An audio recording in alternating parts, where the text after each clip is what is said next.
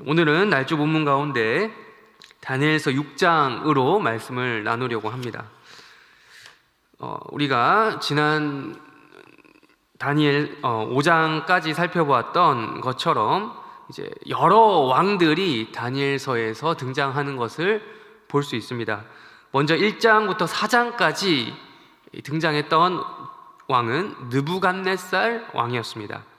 바벨론의 느부갓네살 왕이었고, 어제 날주 본문인 5장에서 등장했던 왕은 바벨론의 마지막 왕 벨사살이었습니다. 그리고 오늘 날주 본문인 6장에서 등장하고 있는 왕은 다리오입니다. 다리오. 어제 날주 본문인 5장 마지막 절을 한번 보실까요?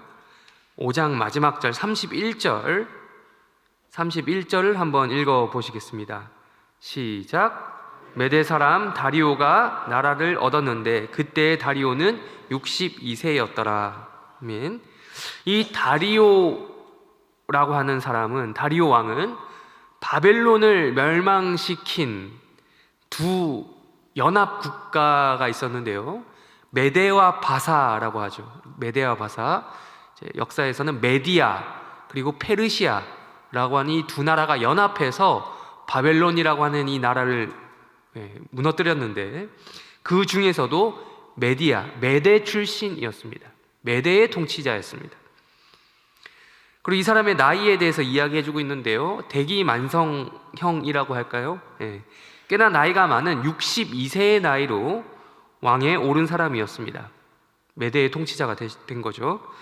이렇게 오늘 본문이 시작되는 지점 또한 왕들의 이야기를 이어가고 있습니다. 이렇게 다니엘서는 1장부터 6장까지 우리가 살펴본 본문만 해도 시종일관 매 장을 시작할 때마다 어떤 왕이 다스리던 때인가 그 시기를 계속해서 언급을 해주고 있습니다.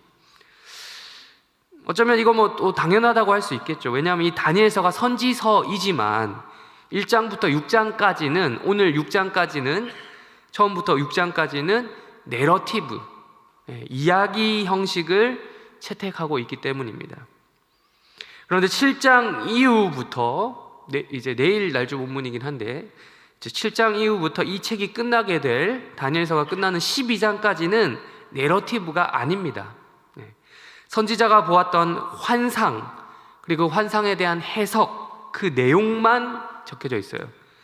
그런데도 1장부터 6장까지 이어졌던 그 패턴과 똑같이 그 7장 이후로도 보시면, 이제 읽게 되실 그 날조 본문을 보시면, 다니엘서를 보시면 어떤 왕이 다스리던 시기인가, 그 시작하면서, 그 장마다 시작하면서 배경을 설명해주고 있습니다.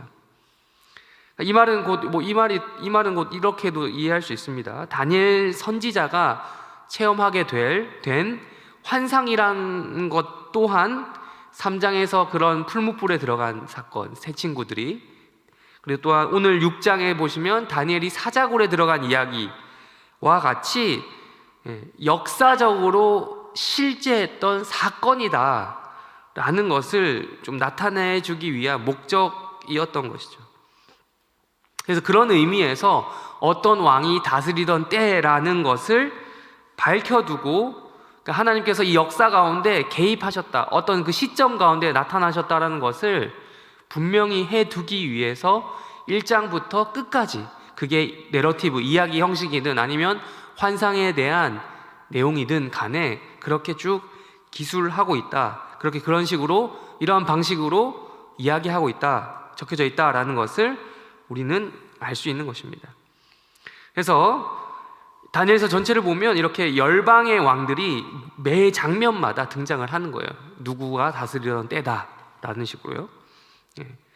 그렇게 여러 나라의 왕들이 장면마다 등장하는 동시에 이 책의 이름처럼, 이름이 그렇듯이 다니엘이라고 하는 사람도 빠지지 않고 등장을 합니다. 정권이 몇 번이나 교체되는 순간에도, 심지어 정권뿐만 아니라 왕이 바뀐 것 수준을 넘어서서 나라가 바뀌고 있는 이 나라가 교체되는 때에도 다니엘은 계속해서 어떤 그 최고 권력자에 의해 중용받는 역할을 맡게 되는 것이죠. 우리 이어서 6장, 오늘 본문 6장 1절과 2절을 한번 읽어보실까요? 6장 1절과 2절을 읽겠습니다. 시작. 다리오가 자기의 뜻대로 고관 120명을 세워 전국을 통치하게 하고 또 그들 위에 총리 셋을 두었으니 다니엘이 그 중에 하나이라. 이는 고관들로 총리에게 자기의 직무를 보고하게 하여 왕에게 손해가 없게 하려 함이었더라. 아멘. 다니엘은 하나님이 바벨론 땅에 아주 특수한 목적으로 보내신 선지자라고 계속해서 제가 말씀드린 바 있습니다. 원래는 선지자인데 이 사람이 총리라는 것으로 위장 취업한 거죠. 전업한 겁니다. 위장. 이사야, 예레미야, 에스겔 등이 주로 이스라엘 민족과 관련되어 집중적으로 예언을 하던 선지자라고 한다면 다니엘은 좀 더 넓은 범위로 좀 더 독특한 임무를 맡았던 것입니다. 당시의 세계의 중심이라고 할 수 있는 이 바벨론에서 이스라엘을 넘어서서, 이스라엘이라고 하는 한정된 공간을 넘어서서 온 세상이 어떻게 돌아가게 될지, 또한 역사가 어떻게 흘러갈지에 대하여 하나님으로부터 계시를 직접 받아서 예언을 하던 선지자였습니다. 이런 역할을 수행하려면 반드시 이 사람은, 이 다니엘이라고 하는 사람은 반드시 이 총리라고 하는 이 역할, 포지션을 맡아야만 했던 것이죠.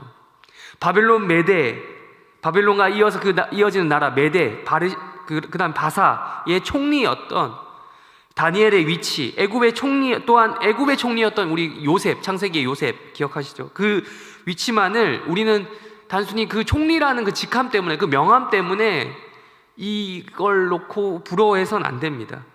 이 사람들이 우선적으로 선지자였던 거예요. 이들이 선지자임에도 위장 취업을 해서라도 그렇게 총리라는 직함을 빌려서 하나님의 말씀을 선포해야만 했던 이들의 그 상황을 우리는 이해해야 되는 것이죠. 바꾸어 말하면 이 사람들은 요셉이라든지 다니엘과 같은 이러한 사람들은 이방 땅에, 온 열방에 모든 사람들이 자기의 영광을 위해서 그 자리만을 탐하고 그걸 노리기 위해 애굽에 모여든 것이고 또한 바벨론에 모여든 건데, 그런 사람들과는 다르게 오로지 하나님의 영광을 선포하기 위해서 그 자리에 있었다라는 거예요. 있을 수밖에 없었다라는 것입니다. 우리는 요셉이라든지 다니엘이라든지 이러한 사람에 대한 성경 기록을 우리가 찾아볼 수 있습니다. 성경 기록을 통해 확인해 볼 수 있듯이 이 사람들이 스스로 내가 총리가 되어야겠다 마음먹은 적이 없었다라는 것을 우리가 알 수 있어요. 총리가 되기 위해서 이러한 노력을 했다, 이런 스펙을 쌓았다 라는 것을, 그런 애쓴 흔적이 전혀 없잖아요. 즉 이 사람들은 우선적으로 복음을 선포하기 위한 목적으로 주어진 사명을 감당하다 보니 그 자리에 있었던 사람들입니다. 앞서서 우리가 느부갓네살의 꿈 이야기를 나누었습니다. 기억하실 겁니다. 꿈의 해석은 고사하고 어떤 꿈을 꿨는지 그 내용조차 제대로 파악할 수 없었던 그 바벨론의 최고의 잘나간 엘리트들을 기억하실 겁니다. 남들은 하고 싶어도 그게 하고 싶어도 못하던 일이었죠.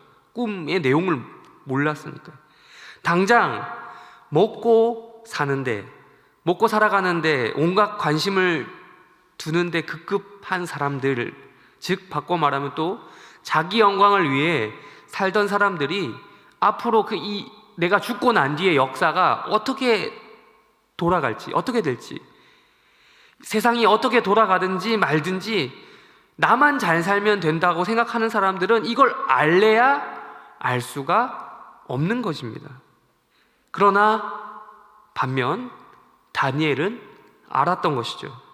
세상 나라에서의 영광을 위해 살아가는 대부분의 사람들의 그들이 가진 가치관과는 달랐기 때문입니다.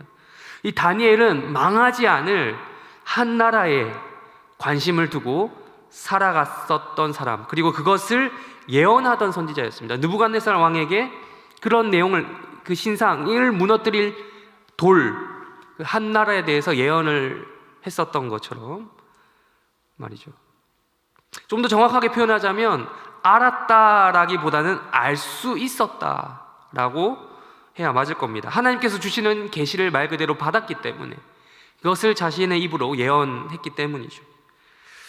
물론 다니엘이라고 하는 이 사람 자체도 뭐 난 사람이긴 했습니다. 나름 똑똑했습니다. 나름 가지고 있었던 게 좀 있었어요. 젊은 시절 바빌론의 포로로 붙잡혀 가던 때에 나름 괜찮았으니까 왕의 환관장에 의해 뽑힐 수 있었던 것은 맞습니다만, 이 다니엘은 바벨론 최고의 그 엘리트 석학들과 그 지식과 학문이라고 하는 이 방식으로만 승부를 보던 사람은 아니었던 것이죠. 그 근본에는 물론 다니엘도 나름의 똑똑함이 있었겠죠. 그러니까 뽑혔겠죠. 그렇지만 그들보다 다른, 그들과는 차별되는, 구별되는 그 무엇이 있었는데, 그 근본에 여호와 하나님을 향한 신앙이 있었다라는 것입니다. 근본이 그렇다면 전부가 그런 것이죠. 다니엘은 신앙으로 세상과 승부를 보던 사람이었습니다. 모든 것을 우상화시키고 심지어 자기 자신도 우상화시키던 이 바벨론 땅에서 오로지 하나님을 향한, 여호와 하나님만을 향한 신앙으로 승부를 보던 사람이었습니다. 그래서 이 정권이 계속해서 바뀌던 그 혼란한 상황 가운데, 심지어 나라가 바뀌는 그 상황 가운데에서도 지속적으로 중용받을 수 있었던 거예요. 그랬기 때문에요. 그 어느 누구의, 어떤 사람이 그 어느 누구의 편도 아닌 거예요. 이 사람은 오직 하나님 편에 섰기 때문에, 오늘 6장에 보시면 다리오라고 하는 이 왕도 그것을 알았기 때문에 이 다니엘의 지혜, 이게 정말 우리나라에 도움이 되겠다, 새로 세워질 이 나라에서도 이 사람의 이 정치력이 도움이 되겠다 해서 이 지혜를 활용하고자 다니엘을 또한 총리로 세울 수 있었던 것입니다. 오늘 본문은 이러한 다니엘의 선지자 사역이 어떻게 가능했는지, 그 원동력에 대해서 내러티브 방식으로 기술해주고 있습니다. 다니엘서 전체에서 가장 유명한 사건이 오늘 6장 본문에 기록이 되어 있습니다. 사자굴 사건이죠. 사자굴 사건. 이미 다들 잘 아실 겁니다. 다니엘서에서 딱 한 장면 하면 이 장면 아니겠습니까? 그런데 이제 다들 잘 아시기도 하고, 오늘 제가 이걸 이야기하려고 하는 건 아니기 때문에 넘어가도록 하겠습니다. 사자굴 사건에 대해서는. 그런데 오늘 이 새벽 시간에 말씀드리고자 하는 부분은 어린 시절 포로로 붙잡혀갔던 그 다니엘, 또한 정권이 수시로 교체되던 그 혼란기 가운데 있었던 이 다니엘이 그 자신이 있었던 그 자리에서, 그 포지션에서 어떻게 이 선지자의 역할을 감당할 수 있었는가라는 것입니다. 시작하면서 읽었던 우리 9절과 10절을 다시 읽어볼까요? 9절과 10절 읽겠습니다. 시작. 이에 다리오 왕이 조서에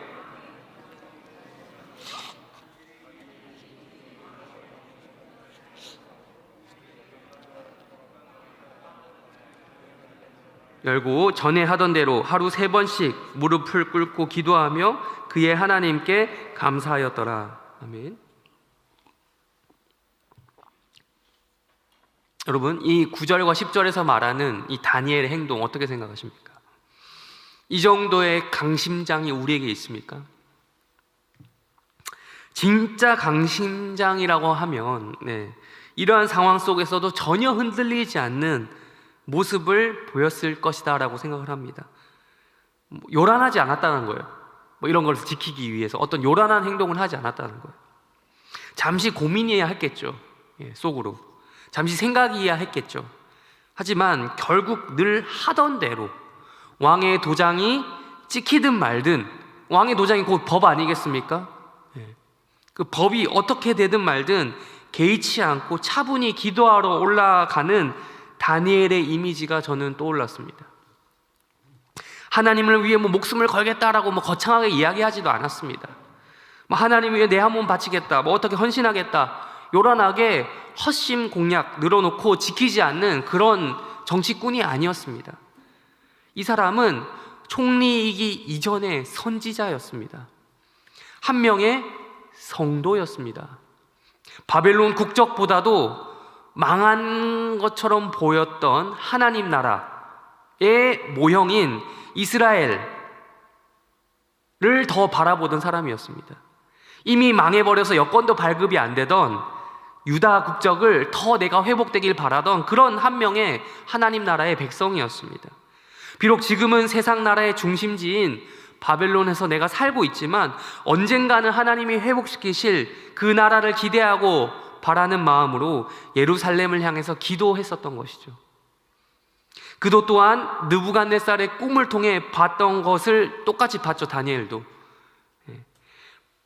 그것을 통해 보았던 것처럼 영원히 망하지 않을 그 하나님 나라가 세상 나라를 언젠가는 부서뜨릴 것이다, 그 정복할 것이다 라는 것을 기대했던 것이죠. 바벨론 한복판에서요.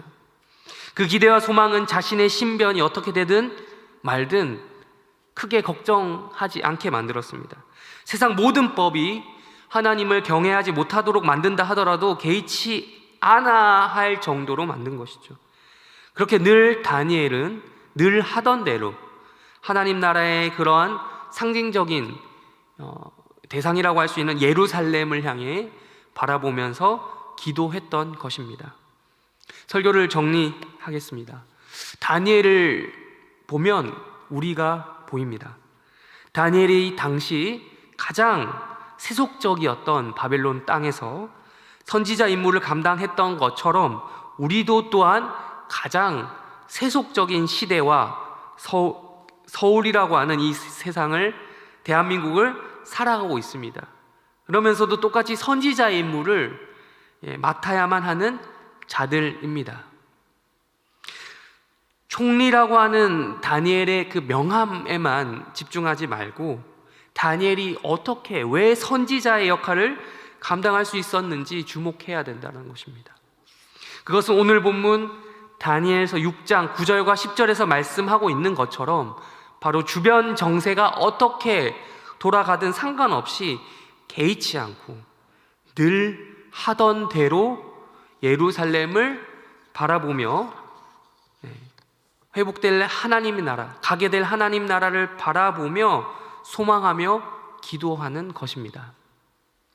그 힘이 없으면 우리는 도무지 그것을 바라보는 이 경건의 힘이죠. 경건의 힘. 기도로 얻게 되는 그 힘이 없으면 우리는 도무지 이 세상에서 살아갈 수가 없는 것입니다.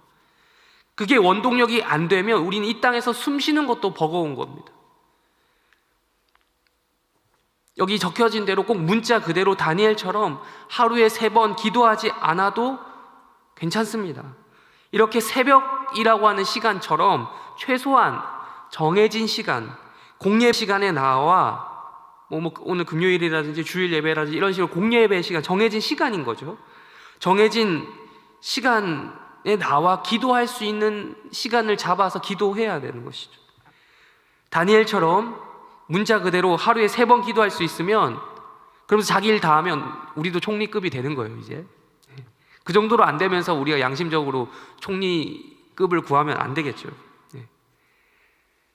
다니엘처럼 문자 그대로 하루에 3번 기도할 수 있으면 가장 좋겠지만 우리는 어쩌면 바벨론 총리였던 다니엘보다 더 바쁜 인생을 살고 있는 현대인입니다. 당장의 내 삶도 중요합니다. 주변의 정세가 돌아가는데 관심을 두는 것도 중요합니다. 중요하지 않다는 것이 아닙니다.